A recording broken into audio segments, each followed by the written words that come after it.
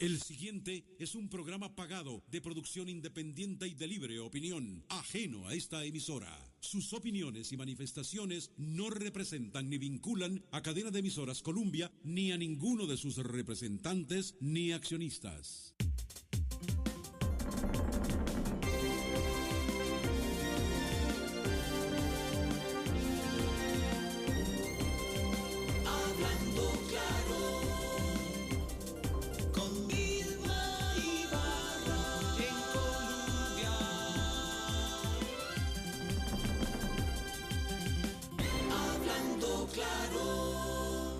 Colombia.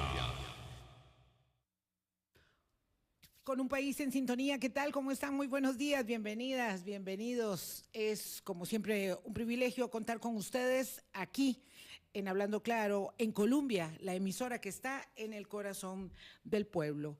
Son las 8:01 de la mañana y hoy vamos a hacer una recopilación de un tema que tenemos pendiente.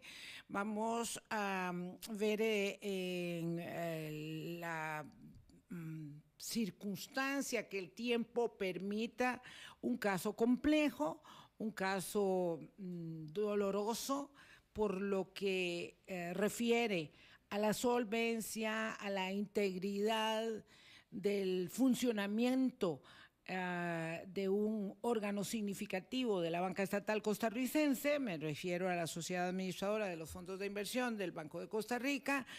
Y pues evidentemente lo que suele ocurrir en estos casos, el lento, muy lento, dificultoso y cuesta arriba avance del proceso de la justicia para administrativa, penal y civilmente poder establecer las responsabilidades y acaso la recuperación de los dineros mal invertidos y para unos mal habidos. Por eso vamos a acercarnos a este tema, que es un tema pendiente. A mí me complace muchísimo saludar a don Rodrigo Alberto Carazo. Su nombre solo, pues evidentemente, sobre todo a los que somos mayores, nos hace la referencia de su padre, el expresidente Rodrigo Carazo Odio. Don Rodrigo Alberto Carazo además estuvo activo en las vías de la política partidaria, de la política nacional, no solo como diputado de la República, sino que tuvo un altísimo cargo, un cargo de muchísima honor, que es el de la Defensoría de los Habitantes, en un momento en que brillaba con muchísimo bien hacer en sus propios inicios esta institución de magistratura de influencia. Y con él vamos a conversar sobre este caso en su doble condición de estafado sí, de víctima sí, y también de vocero del grupo de las personas que han sido víctimas de los malos negocios que se amasaron en la SAFI del BCR. Buenos días, don Rodrigo Alberto, ¿qué tal? Muy buenos días y por supuesto que el grandísimo gusto de estar nuevamente con usted en esta mesa y en esta sintonía y estar con quienes nos escuchan esta mañana. Pero la amistad y la relación profesional nuestra es de muchos años. El apoyo que usted nos dio a la Defensoría de los Habitantes, digamos, ¿cuándo fue eso? 1993 a 1997, y que con el trabajo conjunto que hacíamos desde la Defensoría y desde los medios, su apoyo.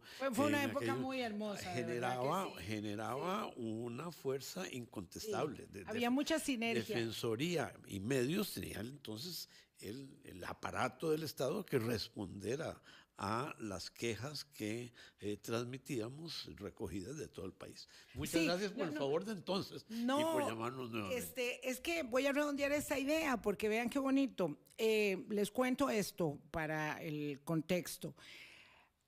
Entre 89 y 90, ¿verdad? En ese momento que hay tantos cambios en el mundo, que hay un refrescamiento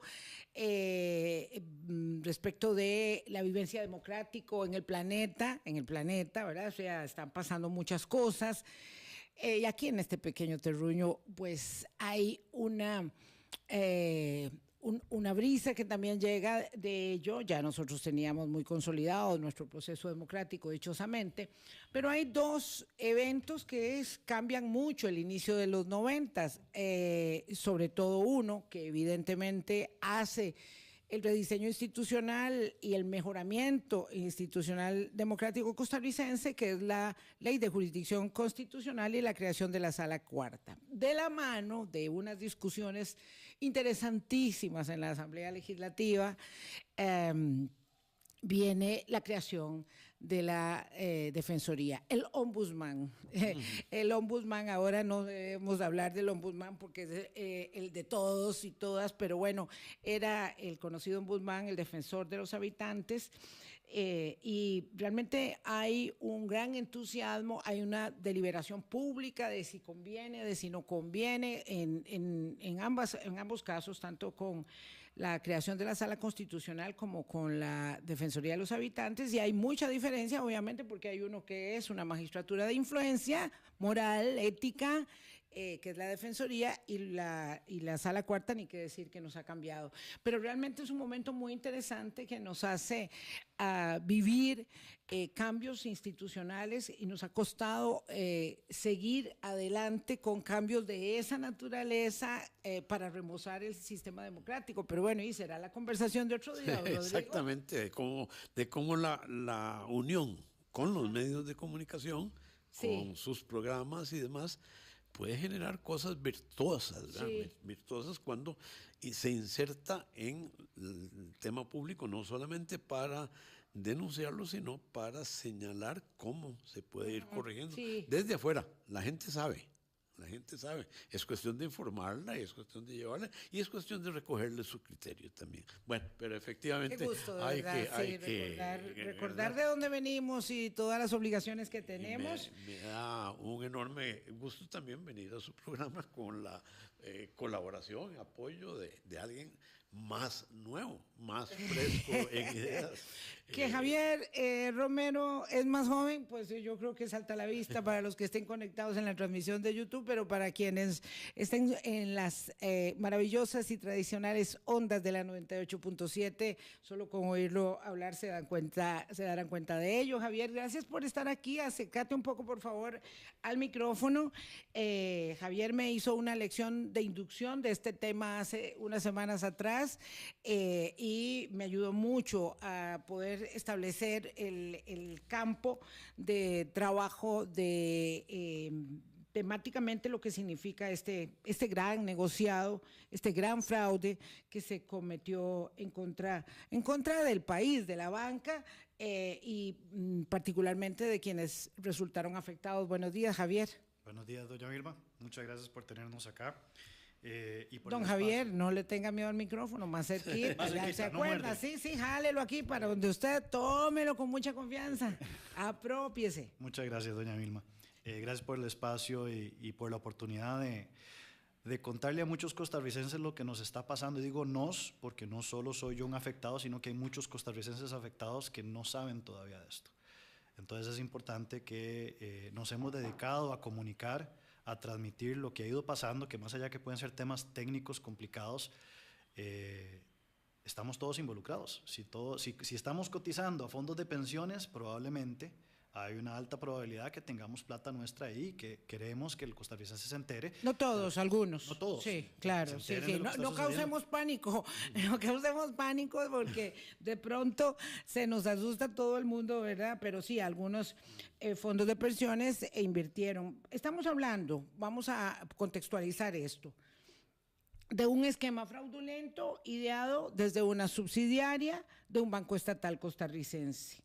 Casi 1.500 inversionistas seducidos por atractivos rendimientos y el respaldo de un banco, pues con garantía del Estado, ¿verdad?, que ahora no encuentran forma de recuperar los ahorros. Estamos hablando de la inversión del activo inmobiliario más grande en la historia de Costa Rica. el denominado Parque Empresarial del Pacífico, que con su caída, con su desmoronamiento, dejó al descubierto una verdadera red delictiva que penalmente todavía no llega a los estrados judiciales y que administrativamente, vamos a ver, pareciera estar en un impasse por las dificultades legales, sí, también del sistema mismo. Entonces, por eso queremos conversar del tema para que nos expliquen cuál es la situación. Yo sé que en este tiempo es difícil, digamos, abordarlo todo, pero me gustaría que nos hicieran como una especie como de contextualización. Esto ya data de años atrás, los negocios de la compra de los activos inmobiliarios por parte de la Sociedad Administradora de Fondos de Inversión del BCR eran todo un esquema exitoso de negocio. Fue creciendo y creciendo como un sistema exitoso de negocio hasta que fue tan bueno el negocio que algunos dijeron mejor me quedo con una parte de él. No sé quién de los dos quiere hacer este resumen. Totalmente, así fue. Y viera que yo tengo que reconocerle públicamente, doña Vilma, su preparación en el tema. Hemos ya estado mucho rato tratando precisamente de llevarle esta temática a las personas radioescuchas o que ven su programa y a muchos otros programas, pero cuando nos encontramos con una persona preparada que leyó, que entrevistó, que se enteró de por dónde va el asunto, pues se facilita enormemente la transmisión. Efectivamente, un muy buen negocio para generar construcción, empleo, inversión inversión de los recursos de pensiones, de los recursos para la vejez, de no tenerlos ya debajo del colchón, sino tenerlos invertidos en un pedacito de un apartamento que se podía alquilar al mejor postor, manejado por una entidad de proba, una entidad en que la gente confiaba, Banco de Costa Rica, que se saltaste precisamente por la codicia de gente de adentro, de decir, este negocio es bueno, es interesante, pero nos puede dejar un poquitico. Y la mano fue bien larga, una mano muy larga que precisamente da al traste con la actividad en su totalidad, que viene de picada desde que esto se discute, hace 4 o 5 años, de picada. Ya nadie invierte en el tema, ya las operadoras de pensiones están no vuelven a buscar este instrumento de inversión inmobiliaria. Nada, porque están tachados de total falta de veracidad, de total falta de relación con el público al que se deben. Metieron la mano, jalaron muchísimo dinero, y al jalar muchísimo dinero, cosa que resulta tan seria como el inicio, se trajeron frutas envenenadas, frutas podridas, iba a decir. Edificios malos, edificios viejos, edificios que no tienen la vocación de ser alquilados adecuadamente, y entonces muchos de ellos están, y se conocen por la gente, están desocupados hace 4 y 5 años, y tampoco tiene esa organización la capacidad ni para reconstruirlos, modernizarlos, repararlos, ni siquiera para darles mantenimiento, entonces no se alquilan. Sí, yo quiero que podamos todos entender de qué se trata. Entonces, a diferencia de una persona que a lo largo de su vida constituye algún capital o algún ahorro importante, significativo, y decide que va a comprarse un apartamento para alquilarlo o construirlo, o una casita y la alquila, ellos son personas que invierten en una organización como una sociedad administradora de fondos de inversión que compra Por eso decía don Rodrigo Alberto, pedacitos de un apartamento en un edificio, ¿verdad? Que compra un activo inmobiliario grande y que se hacen, digamos, copropietarios. Aquí estamos hablando, Javier, tal vez para poder hacer un recuento de un esquema de adquisición de activos inmobiliarios que luego ustedes se percatan que tienen precios muy inflados, con un esquema también de alquileres, en algunos casos ficticios, y todo eso, que es un castillo de naipes, además recibe un huracán, que es la pandemia, ¿verdad?, que hace que todo se vuelva con el confinamiento muy evidente, porque ya no hay alquileres, ni ficticios, ni reales, ni de ninguna naturaleza, ¿verdad? Los reales que habían se desaparecen, la gente se va a trabajar a sus casas y esos alquileres, los que eran reales, repito, quedan, digamos, vaciados de contenido, de personas contratantes, y luego sale a la luz toda la ficción, toda la farsa que hay en relación con este tema. Y decíamos que el Parque Empresarial del Pacífico es como decir la proa del barco, son 70 millones de dólares en esa adquisición nada más, y es el más grande de la historia del país como activo inmobiliario. Y luego se dan cuenta de que hay un montón de cosas más por detrás, otros activos que se trabajan con el mismo esquema y un grupo de personas dentro y fuera del banco que son los que hacen el negocio, Javier. Correcto, doña Vilma. Bueno, yo me uní al grupo que comenzó a investigar esto en una fatídica, digo yo, asamblea extraordinaria que Sujeval obligó a BCR Safi a convocar allá en marzo del 2023. Y fue donde comenzamos a ver que aquí habían cosas extrañas. Y nos enteramos, como dice usted, por el último caso, que fue el PEP. Fueron 70 millones que 2 años después, cuando BCR Safi tiene que hacer una evaluación y demostrar el valor de ese inmueble, baja a 28. De 70 millones a 28. Se depreció, por decirlo así, por no usar otra palabra, a menos de la mitad. Con eso me uno al equipo que ya venía poniendo denuncias, ya venía investigando, y comenzamos a escarbar para atrás, y a la fecha llevamos aproximadamente unos 9 inmuebles que siguen, 9 edificios, bodegas, locales comerciales, que vienen con el mismo comportamiento. Se compra un día, al día siguiente se lo recompra la BCR Safi a este intermediario por 2, 3, 4 veces el precio, con diferenciales de precios impresionantes. Y peor aún, no solo es el precio, sino que además cuando entramos a ver los alquileres prometidos, los contratos de alquiler que existen, son sociedades de papel, son sociedades que tendrán un capital social de 100, 200 dólares, entiéndase, la plata que aportaron los socios de esa sociedad fueron 100, 200 dólares, pero que pagan alquileres de 300 mil dólares al mes, o que pagan alquileres de 30 mil dólares al mes. Y se suponía que iban a pagar, correcto, se suponía que iban a pagar. Lo curioso es que esos inquilinos en muchos casos nunca pagaron el alquiler, o pagaron parcialmente el alquiler. ¿Y quién lo pagaba el alquiler? La sociedad vendedora le cubría el alquiler durante unos pocos meses. Cuando la sociedad vendedora deja pagar los alquileres, comienzan a aparecer las cuentas por cobrar, se comienzan los arreglos de pago que se otorgaban descuentos del 40, 50%.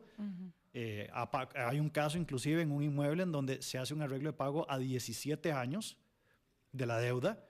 BCR Safi no es un banco, más allá que pertenece al BCR, no es un banco prestamista para que preste a 17 años. Claro que no. Es un alquiler y el negocio en sí está en alquilar estos locales y de esos ingresos mantener los edificios y de los rendimientos pagar a todos los ahorrantes, todos los inversionistas que están dentro del fondo.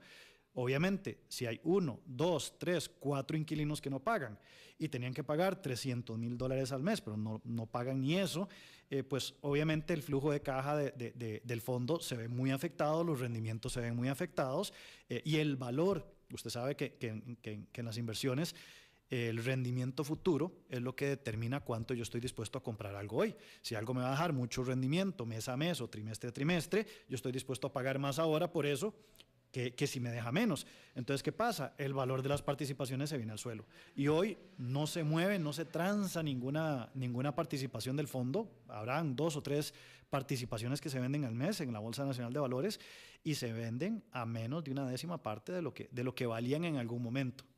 Las participaciones llegaron a valer $1,200, $1,400 la participación. Era lo que uno como inversionista, como ahorrante, podía poner para comprar un pedacito de ese edificio.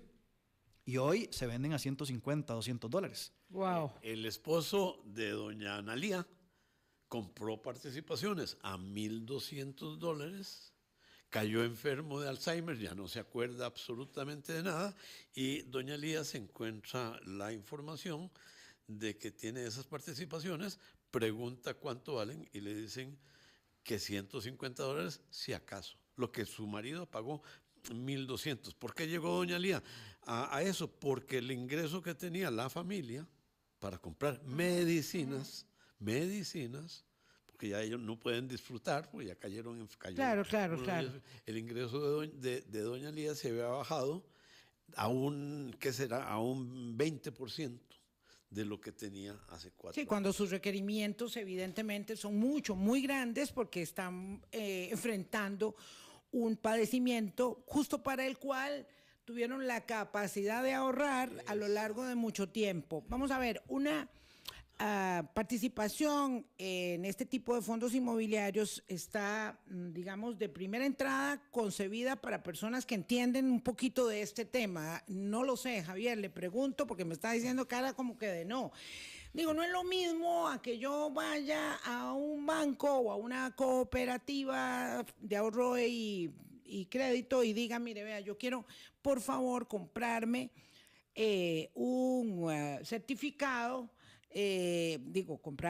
poner mi dinero en un certificado de 500,000 colones, de 1,000,000 de colones. No, pareciera tener, digamos, características de mayor sofisticación y por lo menos de mayor capacidad de inversión. Claro que sé que hay personas que invirtieron $1,000, pero hay personas que podían invertir más de $1,000,000 también, claro, obviamente. Entonces, ¿tiene alguna condición, supone, para que sea una inversión más sofisticada donde la gente deba entender? Eso es uno. La otra pregunta, que es absolutamente de rebote, es ¿qué estaban haciendo los reguladores de la sociedad administradora de los fondos de inversión? Y este caso es otro caso, porque es con sus diferencias algo que evidentemente remonta a la gente al tema de Aldesa, que no era una apéndice, digamos, regulado el que hacía esas inversiones en el caso de Aldesa, pero en el caso del banco,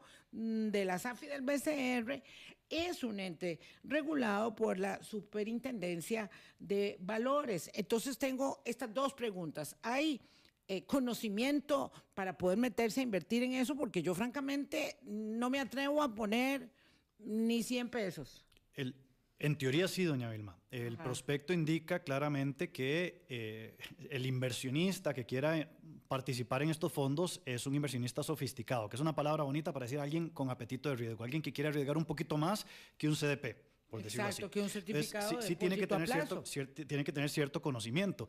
Tenemos que conocer un poquito de bienes raíces, cómo se mueve el mundo inmobiliario.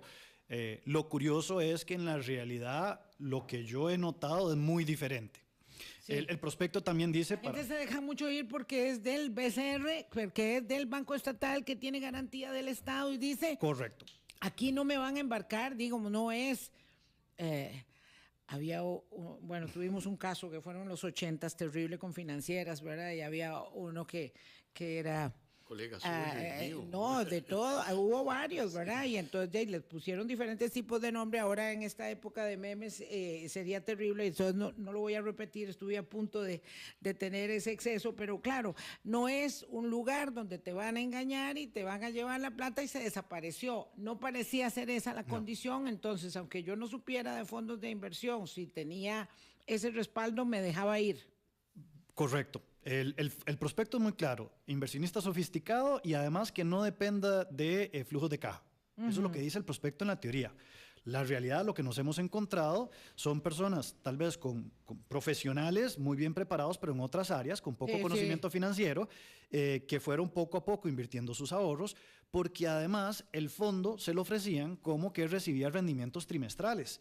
Entonces, pero además era muy exitoso. Fue muy exitoso y pagó muy buenos Digamos, rendimientos llegó en a los ser primeros el años. mejor fondo de inversión del país, según entiendo yo, el más grande de Costa Rica, la SAFI del BCR. Además, correcto, tenía ese respaldo de una banca estatal que todos, y todavía aunque yo soy un par de añitos más joven, todos crecimos viendo una banca estatal muy robusta, muy confiable, en las que uno creía. Y además estamos hablando de una inversión en bienes raíces. Vamos a ver, ahí es donde empiezan las dificultades, ¿verdad? Porque cuando estamos hablando del respaldo del Estado, estamos hablando del respaldo del Estado a los ahorrantes del Banco de Costa Rica, pero no a los ahorrantes de una subsidiaria del Banco de Costa Rica, donde el Banco de Costa Rica es un prestamista para esa subsidiaria.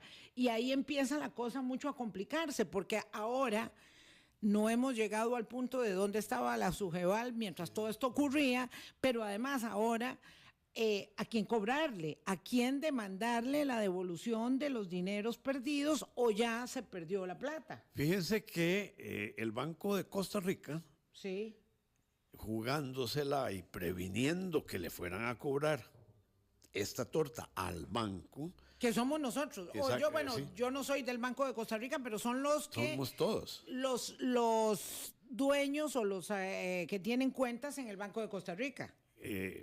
Y finalmente toda la comunidad nacional también, porque se dice que es un banco del Estado, de la comunidad costarricense, que nunca ha repartido nada, era un banco, es un banco que no tiene dueños, tal vez dejémoslo así.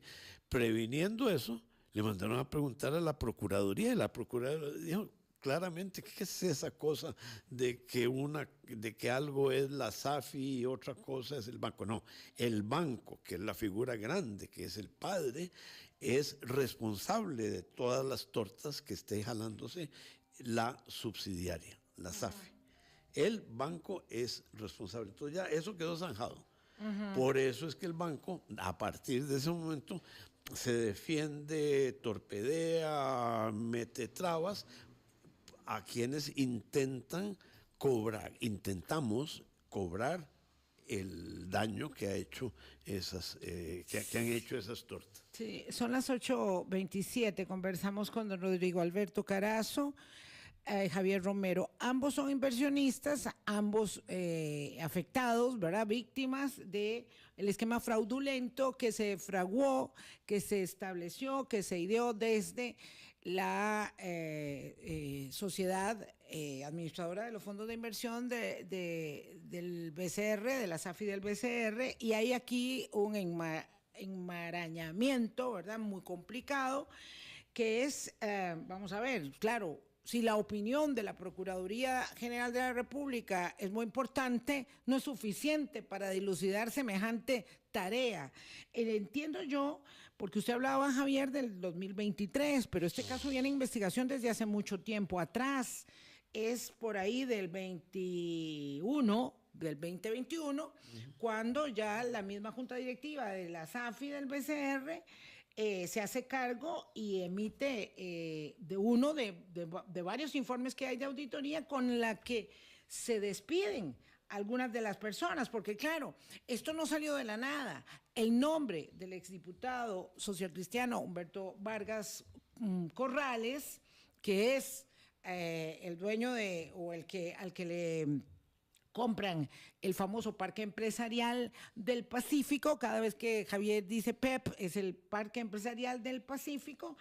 Es una persona que está afuera, pero es que hay varias personas que están adentro o que estuvieron adentro, que debido a informes de auditoría, unos antes y otros después, salieron del lugar. Entonces, los sindicados, los supuestos y muy plausibles responsables de haber ideado el esquema desde adentro, porque desde afuera el señor Vargas no podía haber hecho lo que hizo, esos todos se fueron despedidos o renunciaron gentil y graciosamente a sus cargos, ¿verdad? Y aquí es donde estamos ahora, en la circunstancia en la que ustedes necesitan respuestas respecto de sus inversiones. Los de más alta jerarquía, subgerente general del Banco de Costa Rica y otro gerente especializado, creo que de banca corporativa, renunciaron. ¿Y sabe qué hicieron antes de renunciar? Quemaron los discos duros de las computadoras. Los quemaron, los destruyeron. Tal vez la palabra quemar no es la correcta. Técnicamente Destruyeron les metieron unos desatornilladores al disco duro. Tal vez eso puede a ser todo el mundo más le queda claro. exactamente, sí. unos desatornilladores. No fue muy sofisticado. Y de ahí a quién averigua. Ellos se llevaron, ellos se llevaron lo bueno, la carne que había adentro. Correcto. Y a lo que dice usted, doña Vilma, según entendemos, porque mucha de la información nos la niegan a nivel de BCR SAFI y de BCR, las denuncias iniciales fueron en el 2021. Sí. Denuncias internas. Así Con eso iniciaron, por llamarlo así, 3 procesos de auditoría interna. El primero en el 2021, el segundo en el 2022 y el último, que sí tenemos acceso y sí se nos compartió, el del 2023, fue lapidario, y con ese fue que efectivamente el banco BCR SAFI despidió a varios funcionarios. Varios otros, sí, más. A varios. Ajá. Lo que es interesante es que... El hilo se rompió por lo más delgado. Sí. Porque los más grandes ya habían renunciado. Algunos de ellos. Algunos. Los más grandes. Otro se quedó esperando hasta que se pensionó. Qué cómodo. El más grande. Lo interesante es que el informe sale en junio, julio del 2023. En el mes siguiente despiden a estos funcionarios y le tomó más de un año a BCR SAFI poner una denuncia penal contra ignorado. O sea, para los que no sabemos de leyes, contra ignorado significa que no sé a quién acusar, pero aquí creemos que pudo haber habido un delito. Un año y un año y 2 meses después es que ponen esta denuncia bastante escueta contra ignorado, y uno se queda, bueno, 1 año y medio después, 1 año y 2 meses después, están comenzando a decir que pudo haber algo. Llama poderosamente la atención. 3, 4 años de investigación, 3 reportes de auditoría interna, claramente documentados el movimiento del dinero, cómo se fueron liberando las platas, cómo se tomaban platas que eran retenciones para terminar obras que no estaban terminadas en el Parque Empresarial del Pacífico para saldar deudas el mismo grupo, que era además inquilino en otros inmuebles. Contablemente, yo no sé si eso es permitido o no, pero me hace mucho ruido que se tomen platas de un lado y se metan para otro lado, y sigamos haciendo arreglos de pago, y que cada vez la bolita se va haciendo más grande, cada vez nos deben más y más y más y más, y se firman arreglos de pago y se firman letras de cambio, y cuando nos damos cuenta, lo último que sucedió fue con una de las deudas de una de las sociedades, nos debía más de $12 millones. Y qué curioso, la garantía que tenemos, o que tenía el fondo, digo yo tenemos, pero me considero parte de, somos nosotros. Claro. Las garantías que tenemos no cubren ni 3, 4 millones, y estamos o la SAFI está todavía solucionando problemas legales de esa garantía que se nos dio. Entonces, es un poco difícil. Porque estaba podrida también la garantía. Sí, la garantía es un edificio malo, abandonado, que no se puede poner en regla, o que va a costar mucho ponerlo en regla. Entonces llama poderosamente la atención, indistintamente que haya personas ajenas a la institución. Yo invertí en el banco y yo esperaba que el banco siguiera una serie de reglas que están debidamente documentadas. Hay un proceso que tienen que seguir para evaluar inmuebles, para evaluar los inquilinos, y el banco lo que dice es, no, sí siguió el proceso, en ese momento no había que hacer esas evaluaciones. Fue el banco el que no cumplió con su debido proceso. Tanto así, a su segunda pregunta, que Sujeval ya lo determinó. El banco incumplió el debido proceso. El Parque Empresarial del Pacífico estaba en construcción cuando se compró, que no se podía comprar un edificio así. Claro, vamos a ver una cosa. Yo preguntaba dónde estaban los entes, digamos, de supervisión, y hablaba de la Sujeval, pero no en términos, digamos, de los bomberos que llegan a terminar de extinguir el fuego y hacer un poco el escombreo para ver si acaso se contiene y ya, o para que aquello se contenga y no vuelva a suceder. Para aprobar inversiones de esta naturaleza, primero hay una gran cantidad de órganos a lo interno de una organización, ¿verdad? Digo, si yo voy a pedir un préstamo de la banca personal, me revisan de arriba abajo, por lo que sea, por 1.000.000 de colones. Me revisan de arriba abajo para ver si tengo la capacidad de pago. Entonces, si se va a comprar bienes inmobiliarios de este tamaño, habían comités de crédito, comités de vigilancia, comités de todo lo que usted quiera, pero además el Banco de Costa Rica es un socio y un inversionista también, si se quiere, porque también presta dinero a la SAFI. Entonces, hay muchos entes a lo interno que se supone debían ver lo que sucedía. Entiendo muy claramente que la junta directiva de un banco no aprueba las inversiones, ¿verdad? Pero hay muchos responsables, ¿verdad?, como institución de cómo se hacen las inversiones. Entonces, ¿qué pasa? ¿Qué han determinado ustedes, que saben mucho del caso? ¿Qué han determinado respecto de esos entes que eran responsables de ver cómo se hacían esas inversiones y cómo es que se pudo robar tanto dinero a la vista y paciencia de tanta gente, y cómo es que la supervisión fue, si se quiere, engañada? Porque ahora, claro, Sujeval ahora puede decir lo que sea, y no dudo que don Tomás lo esté haciendo, pero es que no es ahora, es en aquel momento. ¿Cómo fue que burlaron toda la supervisión? Estaban detrás del marco.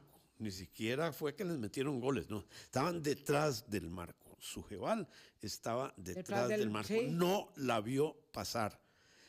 Cuando le llevamos el tema por primera vez a la anterior superintendente de valores, nos dijo, es que yo no puedo reaccionar por cosas que se dicen en la prensa, por cosas que ustedes me vienen a contar. Y toda la evidencia la tenían en las informaciones amañadas que le habían mandado desde la SAFI del Banco de Costa Rica. Claro, claramente habían mandado informes maquillados.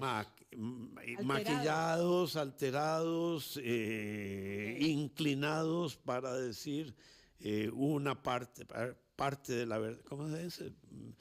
Parte de la verdad, pero no toda. De todo hay en esos informes, y efectivamente ese gran aparataje del Estado no funcionó. Imagínense que un buen día le cayeron 42 millones de dólares a una cuenta corriente de una empresa sin trayectoria en el país. 42 millones de dólares. Usted mencionaba la revisión que le hace uno, la requisa corporal que le hacen a uno si le pide un préstamo de 2 millones. Igual que si usted o cualquier costarricense va a depositar $10,000, hay que en una cuenta corriente hay que manifestar de dónde vienen, por qué vienen, quién se los envió, cuál fue el objeto que lo generó. Aquí le depositaron 42 millones de dólares y ya no fue la Sujeval, sino la SUGEF, que tiene que ver esos movimientos aparatosos de entidades financieras, que tiene que ver esos movimientos aparatosos de dinero cuestionables. ¿Cómo es que una empresa sin bienes, sin trayectoria, de repente aparece con 42 manejando millones? Esos montos? Y me pregunto yo también, ¿y el banco que los recibió? ¿No? Claro, y el banco que los recibió, por supuesto. Esa es otra consideración. Si una persona cualquiera va a mover $1 más de $10,000, también le cae encima del banco y le dice, ¿usted de dónde trae esta plata? Yo, para tramitarle esto, necesito que usted me diga de dónde viene, que si vendió un lote, que si vendió una casa.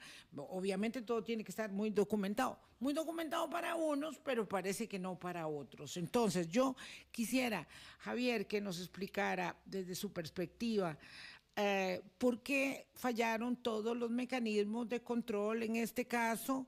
¿Qué es lo que hace que estemos aquí años después en una situación donde 1.500 inversionistas no encuentran una respuesta y tienen que caminar este largo calvario que es administrativo en términos de lo que hace el banco, pero que es básicamente ahora un camino jurídico civil y penal. Doña Vilma, usted preguntaba ahora por los distintos procesos. Yo le voy a comentar dos, los más importantes. El Comité de Inversiones Sí. es el comité dentro de BCR SAFI que recibe todas las propuestas de proyectos y deciden si se invierte o no. Ese comité de inversiones de BCR SAFI ha estado integrado a lo largo de los últimos años por el gerente general del BCR. Van cambiando los puestos, pero en su momento estuvo el gerente general del BCR, estuvo el gerente de negocios de banca, estuvo el gerente de BCR Seguros, estuvo el subgerente de banca mayorista. ¿Qué quiero decir con esto? Que los altos directivos del banco participaban en las decisiones de qué se compraba y qué no se compraba. Lo que llama la atención es el claro conflicto de interés, porque si yo soy el gerente de banca corporativa de créditos… Sí, pero no son directivos, son gerentes. Son gerentes. No son miembros de la junta directiva, son cargos gerenciales. Ahorita vamos a las juntas directivas, que es otro es asterisco ahí interesante. Pero sí, son gerentes del banco, altos funcionarios del banco, que están en el comité de inversiones. Yo, como gerente de crédito, si puedo colocar $40 millones en un crédito dentro de mi propia subsidiaria, con garantías reales de inmuebles con buen valor, claro que lo voy a colocar. Hay un conflicto de interés. ¿Por qué? Porque entonces yo, como gerente de crédito, estoy colocando mis fondos, estoy prestando a alguien que en teoría es cercano, es amistoso. Entonces, prefiero prestárselo a alguien conocido, a alguien que tengo a la par, que a un extraño. BCR Seguros, el gerente de BCR Seguros, por normativa, todos los inmuebles que están en los fondos tienen que estar asegurados. Todos sabemos que una corredora de seguros cobra comisión en la intermediación con las aseguradoras, con el INS o con cualquiera de las aseguradoras que se usan. El gerente de BCR Seguros estaba dentro del comité de inversiones. Entonces había otro conflicto de interés. El gerente general estuvo, bueno, en este momento no está, estuvo dentro de ese comité de inversiones que aprobó la compra de muchos de estos inmuebles. No faltaba a una sola sesión. Entonces, hay una serie de conflictos de interés operativos para aprobar estos créditos con altos gerentes del banco. Y vamos al siguiente punto que usted mencionaba, la junta directiva. ¿Quiénes eran los miembros de la junta directiva de BCR SAFI? Los mismos integrantes de la junta directiva del banco. Van rotando, van cambiando, entonces algunos de los miembros de la junta directiva del banco están en la junta directiva de las diferentes subsidiarias del banco. Entonces, al momento de la compra, hay miembros de la junta directiva del banco. Que es así siempre, en todos los casos, así es, y en los bancos del Estado así funciona. Claro. Siete miembros Sí, de la así junta es. directiva del banco, de los cuales 5 son miembros de la junta directiva de SAFI. Así es. Otros de esos mismos 7 son miembros de la junta directiva de valores, de pensiones, de seguros. Son sillas que van dándole vuelta. Sí, son sillas giratorias. Ahora que hubo todo este desastre con el Banco Nacional, uno se da cuenta que los miembros de la Junta Directiva que fueron instalados ahí ilegalmente, de acuerdo con lo que ha sucedido y con la destitución a la que obligó la Sala Cuarta, todas esas personas también de inmediato que llegan a integrar una Junta Directiva ya de pronto están, pero de inmediato, dirigiendo todas las subsidiarias de la misma corporación. Uno, para ganarse, vea qué feo. Para ganarse las dietas. Exacto. Claro, para ganarse las dietas. Y durmiendo. Curiosamente, miembros de la Junta Directiva de esos momentos que fueron aprobando, ¿y por qué mencionamos a la Junta Directiva? Es importante aclarar, en el proceso de compra y venta, más allá que el comité de inversión es el que evalúa a fondo cada uno de estas compras, que por cierto hay 2 características críticas que tenían que preguntar y que no se preguntaron, ¿está todo construido y alquilado? Ok, y lo otro es no se podían comprar inmuebles de más de 5 años sin una debida justificación. Hasta este momento no hemos recibido por parte de la SAFI ni del banco ningún documento en donde quede evidenciado que hay una justificación para comprar bodegas de 35, 40 años de construidos.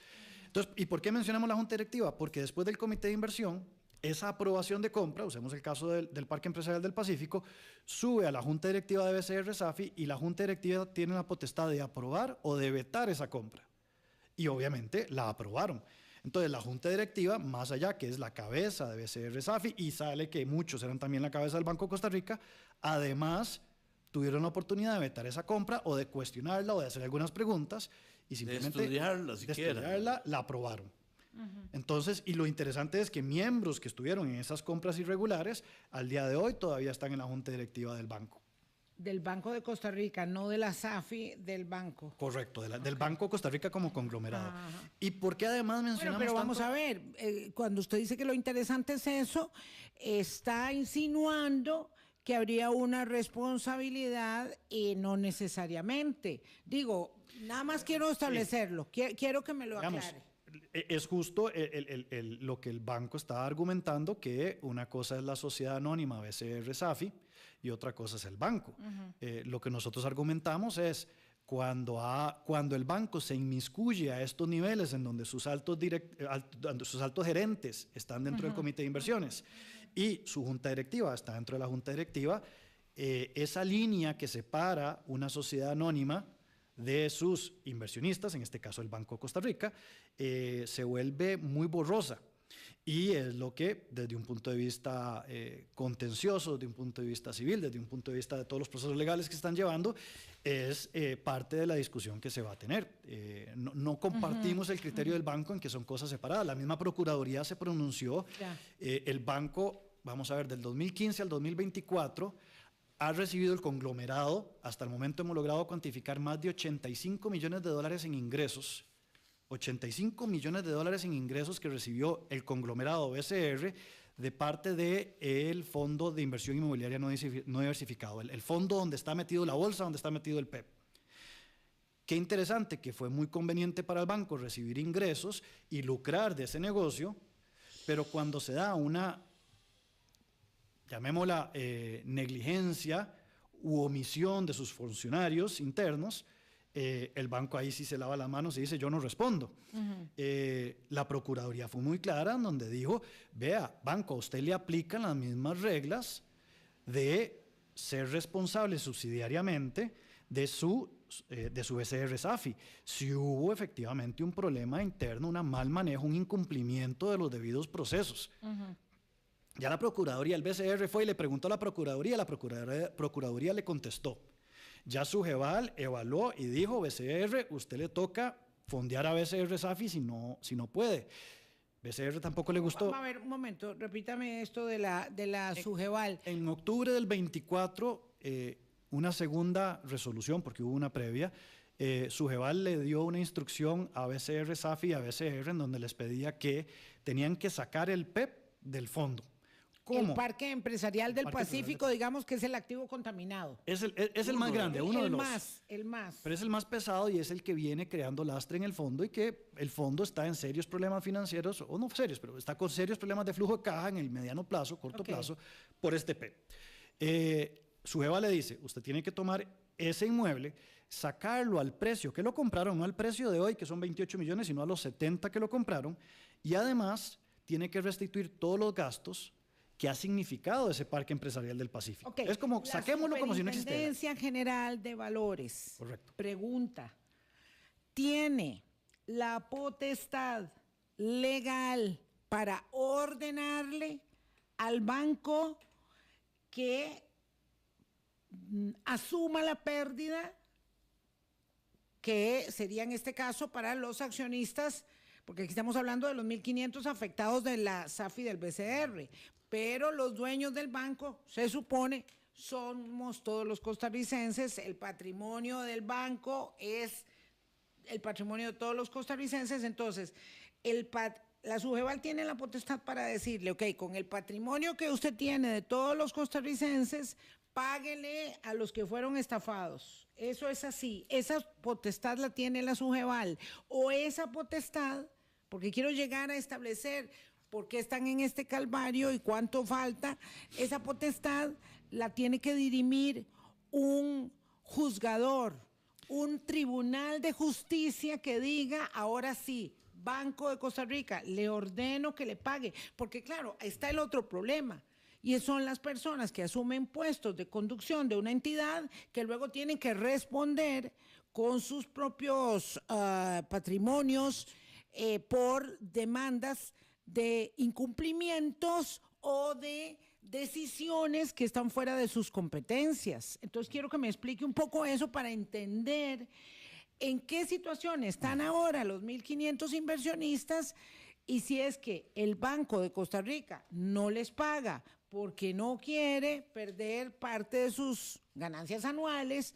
o porque no puede, para entenderlo. El Banco de Costa Rica no le tiene que pagar a los inversionistas, yo los llamo ahorrantes. No tiene. El Banco de Costa Rica lo que está obligado por mandato de Sujeval, que tiene facultades para hacerlo y que ya se le ha mencionado, dicho y probado por las autoridades, tanto de la Procuraduría como de las financieras, CONACYF, y en cualquier lugar del mundo, tiene la obligación de restituirle al fondo, dueño del Parque Empresarial del Pacífico, todo lo que ese activo contaminado le generó. Y entonces el patrimonio de ese fondo se recuperará, no es que se va a componer, no es que del se todo. va a curar del todo, se va a restablecer un poquito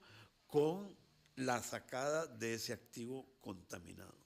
En pocas palabras, Sujeval está diciendo, BCR Safi y BCR como dueño de BCR Safi, ustedes son responsables por el mal actuar de sus funcionarios. Usted tiene que corregir lo que sus empleados hicieron mal. Usted lucra de este negocio, usted tiene que asumir la responsabilidad del mal manejo de ese negocio de su parte. Ok, ¿Qué es lo que entonces pasa? la Sujeval sí tiene la competencia para obligarle. La Sujeval cree que sí. CONACYF cree que sí. CONACYF cree que sí, que son los dos entes supervisores técnicos más importantes del país, pero según la Junta Directiva del BCR no. Ok, entonces estamos en un problema que desemboca en los tribunales de justicia. Correcto, así vamos. Y entonces los del banco se fueron a los tribunales de justicia diciendo, si lo mandamos ahí, lo van a resolver dentro de 4, ya usted se refería al tema del calvario del tiempo, dentro de 4 o 5 años, y ya para ese entonces nosotros no vamos a tener que sacar. Sí, o sea, los nietos de Rodrigo Alberto Carazo van a disfrutar de un 10% de lo que en su día el abuelo invirtió, más o menos. Ahorró para comprar medicinas, también para darme un gusto. Claro. Ahora resulta que son más las medicinas que los gustos. Claro, bueno, llegamos a una época donde los gustos son los medicamentos, los pañales, digo yo, los dientes, todo lo que es lo que es. Son las 8:52.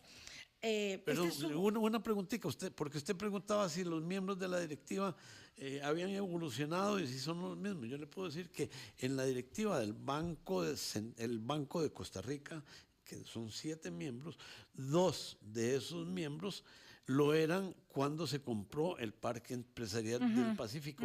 Y una de esos miembros era no solamente del Banco de Costa Rica, sino también de la SAFI. Viviana pregunta aquí que qué pasa si eventualmente se concreta la venta del BCR, se sepultarían las malas inversiones. Creo que habría que limpiarlas. No soy abogado, pero desde un punto de vista legal lo que nos han explicado es que a la hora de que un potencial comprador va a hacer su debida diligencia de analizar el banco, tiene que revisar todas las contingencias, todos los problemas legales que pueda tener el banco. ¿Qué es lo que podría pasar? Que o se arregla antes, se negocia entre el comprador y el vendedor, se negocia para que eso se salde antes de, si llegue un arreglo antes de la compra, o es parte de, por decirlo así, el precio o la negociación, bajarle el precio, porque el comprador dice, bueno, pero a mí me va a tocar asumir la potencial pérdida que eso genere a futuro una vez que se dicte sentencia. Entonces son los dos caminos. ¿Es algo que va a afectar a los ahorrantes? En teoría no. Es algo que si se compra, o quien compra tiene que asumir, o el que compra le dice banco, pero usted se deja ese problema y arréglemelo antes de comprar. A mí no me entregue eso en la venta. Correcto. Yo no quiero. Ese 5 con hueco no me lo deje a mí. Claro. Pueden irse en los dos caminos. La verdad es que a nosotros como ahorrantes no nos afecta si se compra o no. Creemos que el proceso tanto de supervisión y la vía administrativa, llamémoslo así con Sujeval, sigue avanzando, y la vía legal también. Exacto, este es el punto, que estamos ahí en esa circunstancia, y el tiempo es implacable para las personas que iban a vivir de ese dinero, que iban a erogar gastos extraordinarios a partir de esas inversiones. Nos tenemos que ir. Yo me comprometo a solicitar una entrevista con alguna parte del BCR, del SAFI, de la SAFI del BCR o del BCR. Entiendo que no han hablado mucho y que tienen algunas limitaciones de carácter legal, pero también entiendo que este es una mancha en el expediente muy grande de la reputación corporativa del banco, ¿verdad? Y que tienen que explicar algo a las personas que han sufrido esta circunstancia. Hay muchas consideraciones ahí, hay preguntas también, ya no tenemos chance, además es un caso muy complejo, pero hemos tratado de acercarnos un poco a la situación que están viviendo. Muchísimas gracias, Javier, muchísimas gracias, don Rodrigo Alberto. Volveremos a conversar sobre el tema, no se preocupen, volveremos a tener otro espacio. Gracias. Muchas gracias. Gracias a usted, doña Vilma. Estamos en calor. Sí, ya nos metemos en el asunto y podemos volver a conversar. Vamos a ver si logramos que alguien nos conteste en el banco. Que no tienen ninguna limitación, no tienen ninguna prohibición jurídica. El tema está judicializado. Es una bandera de protección que no les vale. Todo el mundo llega a la Asamblea Legislativa y dice, el tema está judicializado, no puedo declarar, y entonces viene o uno pide una entrevista y el tema está judicializado, pero vamos a tratar de que podamos hablar de ello. Ojalá puedan hablar, doña Vilma. A mí me preocupa mucho porque desde mi perspectiva, la Junta Directiva del banco está tomando decisiones no solo que afecta al fondo y que afecta a BCR SAFI, ya están tomando decisiones de patear la bolita, y eso va en contra de los mismos objetivos del banco. A mí me parece que reputacionalmente y financieramente le va a salir mucho más caro al banco postergar esto. Claro. Pero claro, cuando dentro de 8 años esté otra junta directiva, ellos les va a tocar dar la cara y asumir el pago, aunque sea mucho más caro. Yo por lo menos hoy en la junta directiva no me tocaría asumir a mí. Entonces por eso parece ser que sus intereses están por arriba de los del banco. Y a mí me preocupa mucho eso. Creo que si solucionamos esto entre más rápido, mejor, y que tomen decisiones valientes, pero correctas, para poner en alto de nuevo a la banca estatal, que durante años estaba ahí. Reputacionalmente es muy fuerte. Nos vamos. Hasta mañana. Pásenla bien. Muchas gracias. Chao. Hablan claro, con Vilma Ibarra en Colombia. Hablando claro. Colombia informa. Colombia informa.